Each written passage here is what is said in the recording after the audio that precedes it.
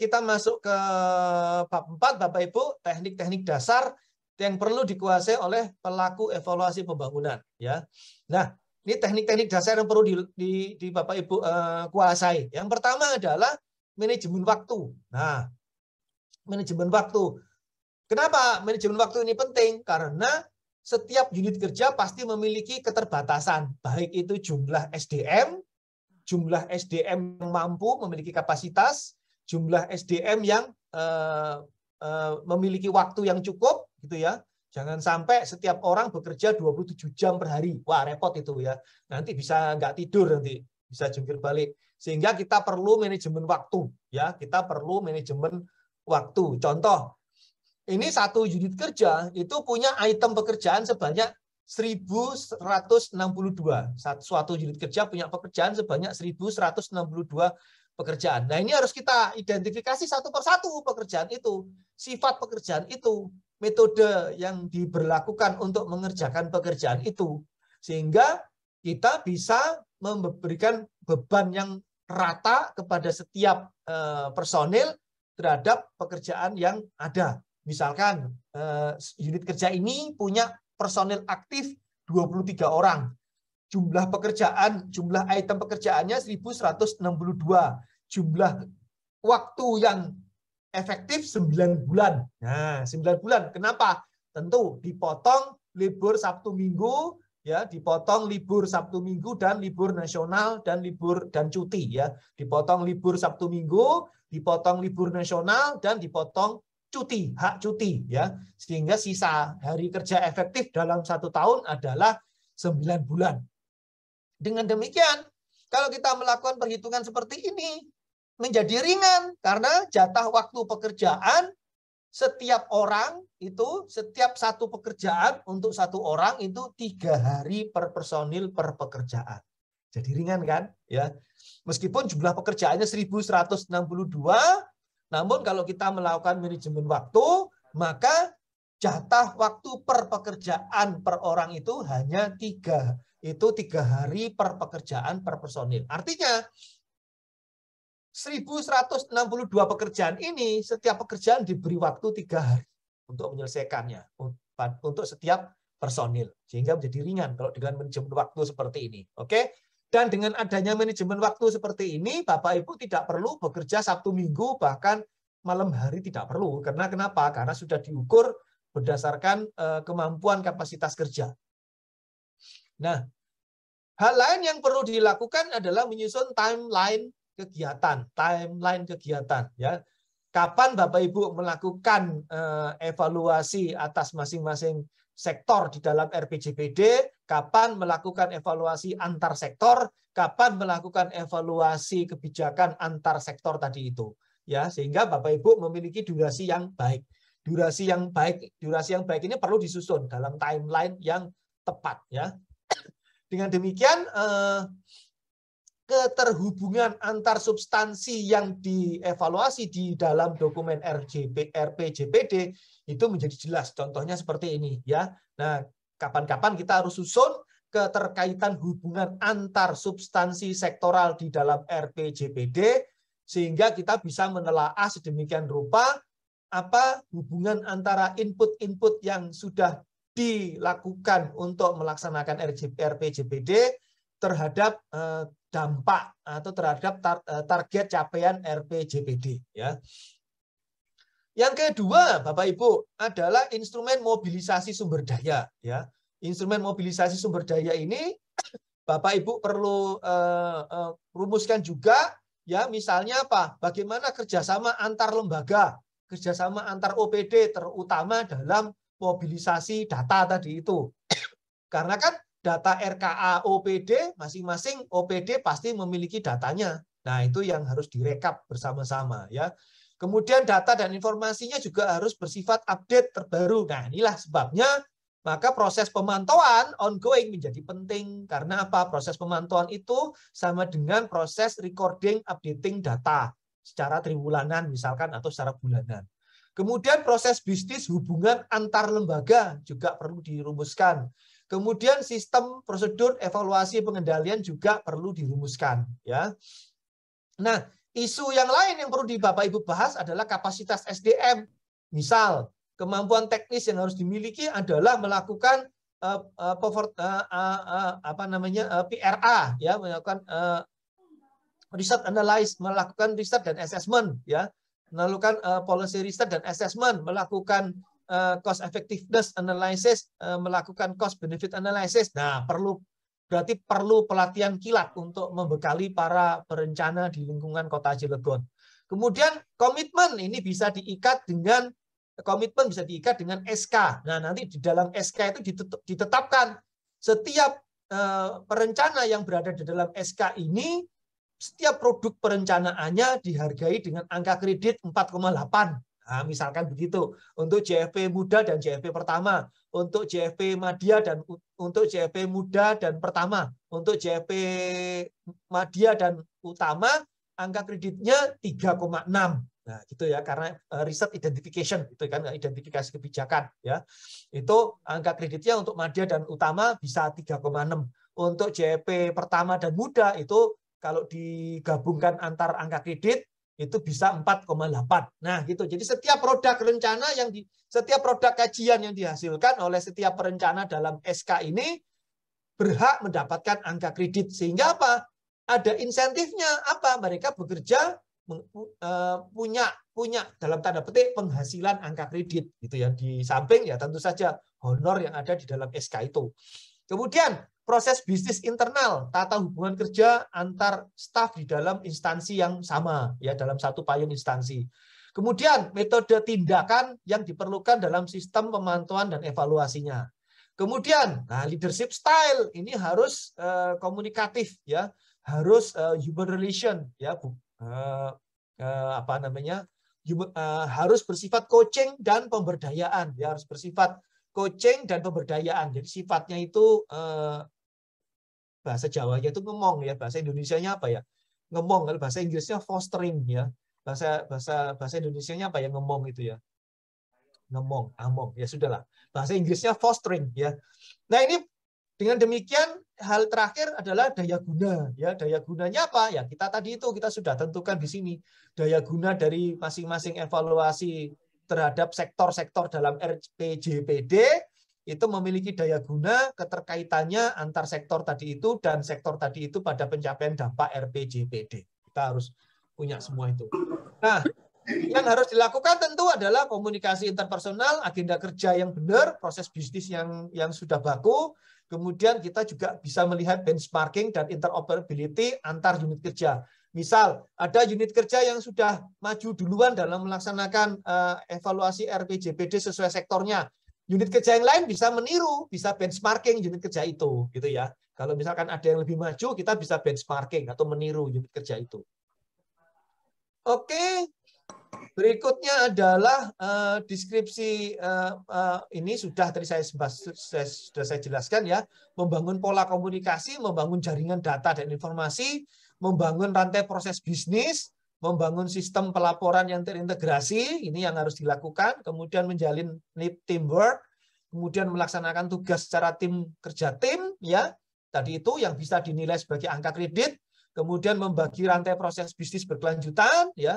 Ini penting sekali, ya, kalau di dalam SK itu yang di dalamnya ada anggotanya adalah JFP, maka di SK tersebut harus disebutkan bahwa setiap JFP yang berada di dalam surat keputusan ini berhak memperoleh angka kredit sesuai dengan output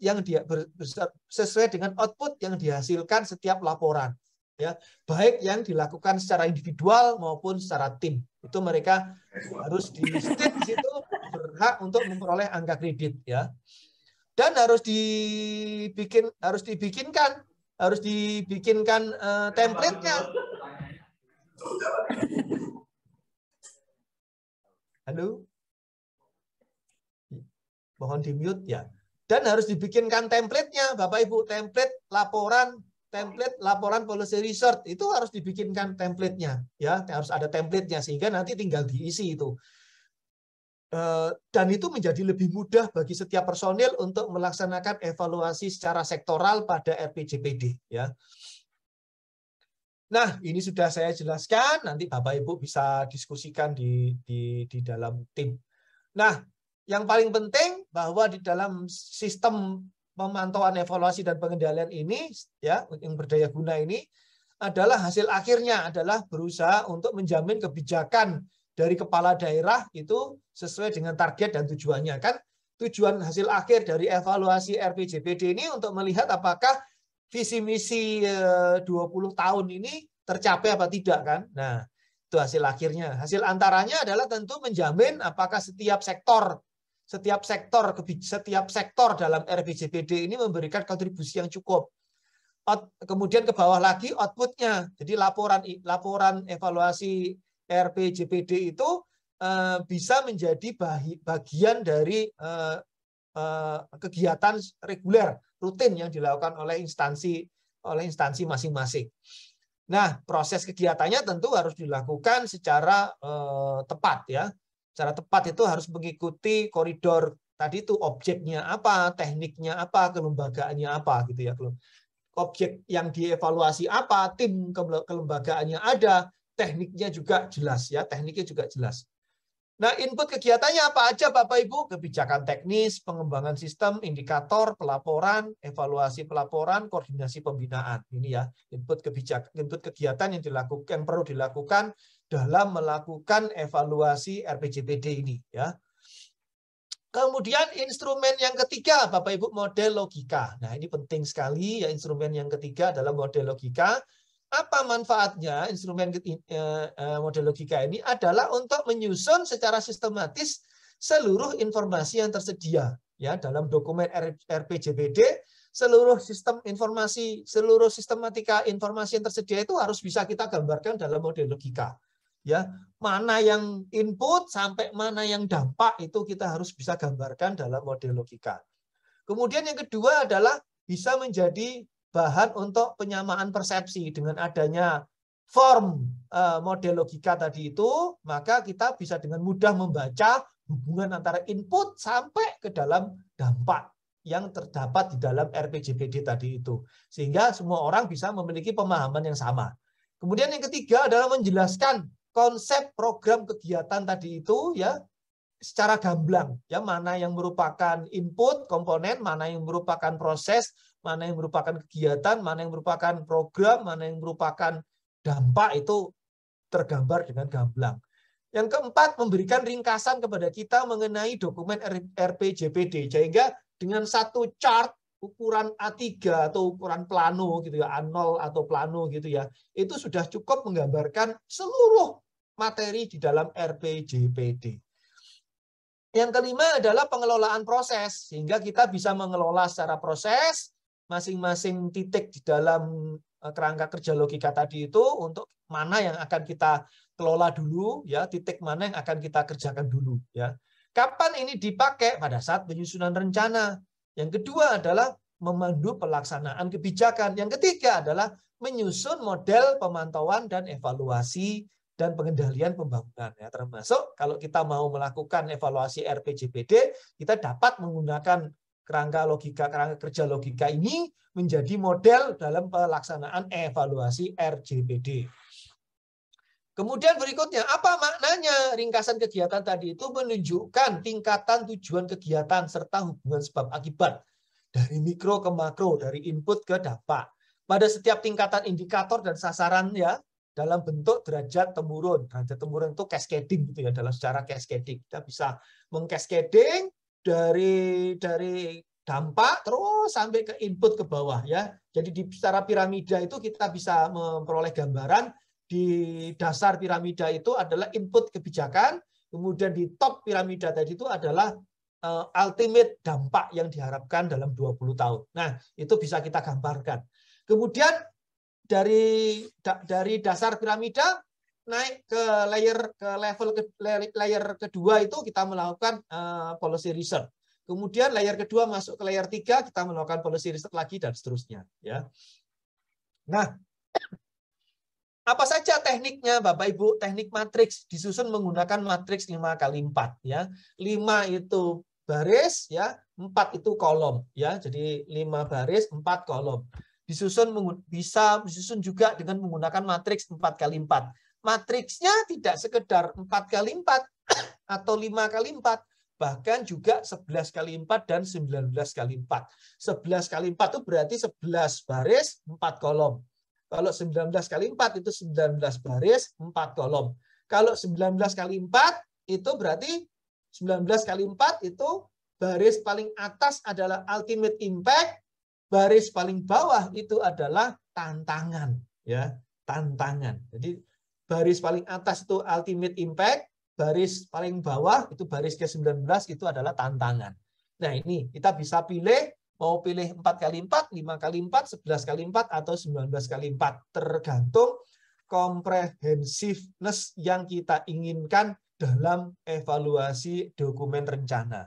Kalau menurut saya pakai yang 19 kali 4 gitu ya. Tentu ini tingkat kesulitannya juga cukup tinggi ya. Nah, apakah ini nggak bisa dilaksanakan Pak Redi? Oh, bisa sekali ya, bisa sekali asal kita mau mempraktekannya ya. Belajar terbaik adalah mempraktekannya, bukan sekedar membaca. Nah, teknik penyajiannya Bapak Ibu bisa dalam bentuk linear, garis lurus ya. Bisa dalam bentuk radial, bundar, bisa dalam bentuk siklikal ya, rantai tak putus, bisa dalam bentuk spasial atau diagram ruang ya, diagram ruang. Oke, mengenai kerangka kerja logika tentu kita nanti akan mempelajarinya secara tersendiri ya Bapak Ibu, saya kira. Kemudian instrumen yang keempat Bapak Ibu, yaitu adalah penelaahan indikator ya. Penelaahan indikator ya. Yang pertama yang harus kita pahami adalah konsep indikator itu sendiri, apa fungsi dari indikator, ya, apa parameter indikator dan seterusnya, ya. Kemudian kita mempelajari juga penggunaan indikator, di mana penggunaan indikator itu ada 3. Kita bisa melaksanakan analisis teknik pembentukan indikator, kita bisa melakukan analisis teknik pemeriksaan indikator, dan yang ketiga kita bisa melakukan teknik kodifikasi indikator, ya. Nah, ini masing-masing ada latihannya. Saya berharap teman-teman mampu meragakan analisis teknik pembentukan indikator, analisis teknik pemeriksaan indikator, analisis teknik kodifikasi indikator pada indikator-indikator yang ada di dalam RPJPD. Namun setelah saya telaah sebetulnya di RPJPD Kota Cilegon, itu saya jarang sekali menemukan indikator yang sifatnya spesifik ya. Rata-rata indikator yang ada di dalam RPJPD Kota Cilegon yang sudah saya baca itu indikatornya bersifat tendensi atau indikator yang bersifat indikasi gitu ya. Ditulisnya indikasi bukan indikator ya, berarti masih bersifat tendensi, belum bersifat spesifik ya gitu. Jadi bersifat kira-kira. Kira-kira kalau kebijakan ini kira-kira hasilnya kayak begini loh, indikasinya kira-kira seperti ini. Nah, itu sebetulnya belum masuk ke ranah indikator. Namun kita nanti coba apakah indikasi tersebut bisa kita ubah menjadi indikator. Nah, tentu Bapak Ibu perlu memahami teknik pembentukan indikator, ditambahi dengan teknik pemeriksaan indikator dan teknik kodifikasi indikator, agar Bapak Ibu mampu menelaah lebih jauh indikator-indikator dalam RPJPD dan lebih lanjut melakukan analisis atas hubungan antar indikator tersebut. Kemudian Bapak Ibu, instrumen yang kelima adalah sistem informasi. Ya, kalau Bapak Ibu ingat ya, di sini ada bahwa di dalam evaluasi diperlukan data ya. Nah, maka sistem informasi ini adalah alat bantu untuk Bapak Ibu dalam rangka mencatat dan mengumpulkan serta memberi keterangan pada data. Jadi sistem informasi untuk pemantauan evaluasi itu membantu pendataan. Yang kedua, membantu melakukan manajemen data. Yang ketiga, memberikan akuntabilitas pada semua pihak terhadap kebijakan tersebut. Ya, nah ini jadi ada 3 ini kegunaannya. Nah, ada beberapa sistem informasi yang di dalamnya terdapat database yang bisa kita ambil sesuai dengan kebutuhan evaluasi RPJPD kita. Ya, misalnya kalau di dalam RPJPD kita akan mengevaluasi tingkat kesehatan masyarakat Kota Cilegon gitu ya, maka kita bisa melacak dari dana pusat yang dialokasikan untuk Kota Cilegon. Di mana datanya? Ada di Imonef, ya. Nah, Bapak Ibu bisa mengekstrak datanya dari Imonef untuk kebijakan-kebijakan input yang sudah dilaksanakan di Kota Cilegon dari tahun 2000 berapa? RPJP di Kota Cilegon 2010 ya, 2015 ya. 2005. 2005 ya. Dari 2005 sampai ke 2025 gitu. Nah, sehingga kebijakan pusat apa saja yang dialokasikan ke Kota Cilegon di sektor kesehatan mulai tahun 2005, 2006, 2007, 2008, 2009, 10, 11, 12 sampai 2022. Apa? Nah, itu database-nya ada di dalam Imonef. Kedua, database-nya juga ada di sistem informasi SPAN. Ya, Bapak Ibu juga bisa mengekstrak sesuai kebutuhan di dalam sistem informasi SPAN. Ketiga, juga ada di sistem informasi SMART, ya. Keempat, ada juga di sistem informasi TEPRA. TEPRA ini basisnya adalah LKPP, ya, LKPP. Nah, sehingga Bapak Ibu bisa ambil input kebijakan apa aja dari aspek penyediaan barang dan jasa yang sudah dilakukan di Kota Cilegon dari dana pusat, gitu ya. Kemudian dari Sakep juga Ibu bisa lihat dari kinerja kelembagaan di tahun 2005, 6, 7, 8 sampai 2022 di dalam database sistem informasi ISR Menpan.go.id ini. Kemudian juga di SIPKD. Nah, ini kalau lengkap ya. Tentu datanya ada dari 2005 sampai 2022. Kemudian di SIMDA juga bisa diambil database-nya semua yang berada ya, semua yang terkait dengan Kota Cilegon, ya.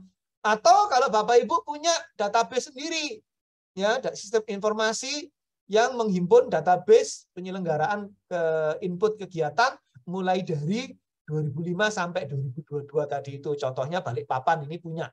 Kalau Kota Cilegon saya mohon maaf belum paham apakah ada seperti ini di Kota Cilegon. Nah, itu Bapak Ibu 5 instrumen ya sudah saya jelaskan, instrumen yang Bapak Ibu perlu kuasai tadi ya. Kemudian kita masuk bab 5. Sebelum masuk bab 5, cek sound dulu. Bapak Ibu masih bisa mendengarkan suara saya? Tadi ya, Pak? Masih, Pak. Jelas. Lanjut ya. Mas, sudah gimana nih? Apa sudah capek atau belum ini? Lanjut, Pak. Mata dan pikiran. Lanjut, Pak. Lanjut. Lanjut ya? Oke. Ya, Pak. Nanti tinggal jam 12 makan yang enak.